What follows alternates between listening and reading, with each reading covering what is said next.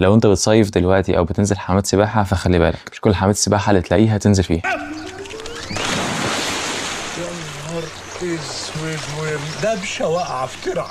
حمامات السباحه اللي مش متنضفه كويس ممكن تلاقي فيها جراثيم تعمل اسهال او طفح جلدي او نزله معويه بسبب فيروس النورو فيروس، او ممكن يحصل لك التهاب في الاذن الداخليه. كل ده ممكن يجي بسبب الجراثيم اللي موجوده في حمامات السباحه. وطبعا ما ننساش ان حمامات السباحه اللي مليانه كلور بتعمل تلف للشعر، وممكن مع الوقت تخلي شعرك هايش ويقع لوحده. فتعمل ايه عشان تحمي نفسك من الحاجات دي؟ اول حاجه ما تبلعش اي ميه من حمامات السباحه على قد ما تقدر يعني. وتاني حاجه انك لما تطلع من حمام السباحه تاخد شاور على طول وتنضف ودانك كويس.